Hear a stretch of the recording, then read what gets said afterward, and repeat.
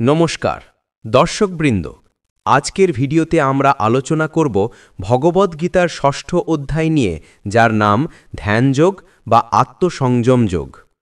ভূমিকা: এই অধ্যায়ে ভগবান শ্রীকৃষ্ণ অর্জুনকে শেখাচ্ছেন কিভাবে মনকে নিয়ন্ত্রণ করতে হয়, কিভাবে ধ্যান করতে হয় এবং কিভাবে একজন সত্যিকারের যোগী হওয়া যায়। এই অধ্যায়ে মোট ৪৭টি শ্লোক রয়েছে। মূল বিষয়বস্তু: ১. প্রকৃত সন্ন্যাসী কে? অধ্যায়ের শুরুতেই শ্রীকৃষ্ণ বলছেন, যিনি কর্মফলের আকাঙ্ক্ষা ত্যাগ করে কর্তব্য কর্ম করেন তিনিই প্রকৃত সন্ন্যাসী ও যোগী। শুধু অগ্নি ত্যাগ করলে বা কর্ম ত্যাগ করলেই সন্ন্যাসী হওয়া যায় না। ২.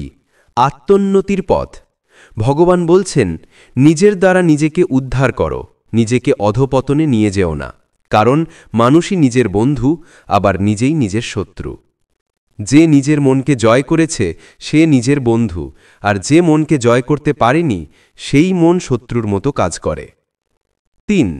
যোগাসনের পদ্ধতি: শ্রীকৃষ্ণ অর্জুনকে বিস্তারিত বলছেন কিভাবে ধ্যান করতে হবে।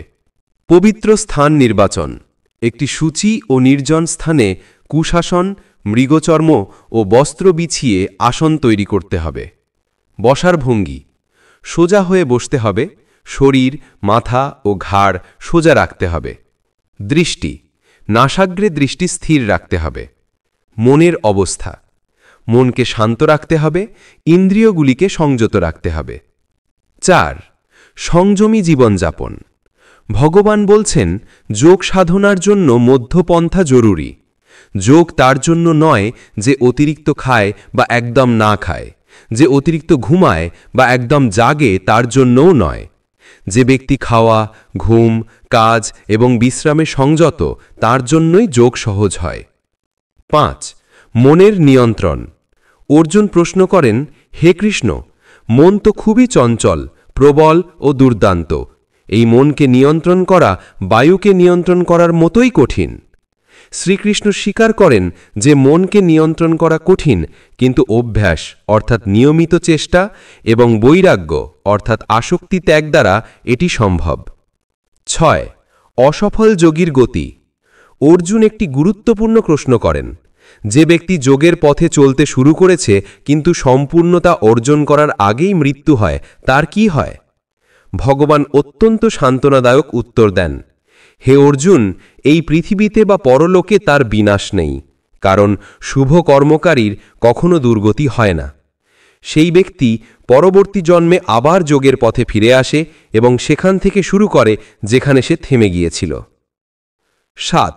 শ্রেষ্ঠ যোগী: অধ্যায়ের শেষে শ্রীকৃষ্ণ বলছেন, তপস্বীদের মধ্যেও যোগী শ্রেষ্ঠ, জ্ঞানীদের থেকেও শ্রেষ্ঠ, কর্মীদের থেকেও শ্রেষ্ঠ। তাই হে অর্জুন, তুমি যোগী হও। আর সব যোগীদের মধ্যে যে ভক্তি সহকারে আমাকে স্মরণ করে সে সর্বশ্রেষ্ঠ যোগী। আমাদের জীবনে প্রয়োগ: এই অধ্যায় থেকে আমরা কি শিখতে পারি? ১. মনের নিয়ন্ত্রণ: নিয়মিত অভ্যাস ও ধ্যানের মাধ্যমে মনকে শান্ত করা সম্ভব।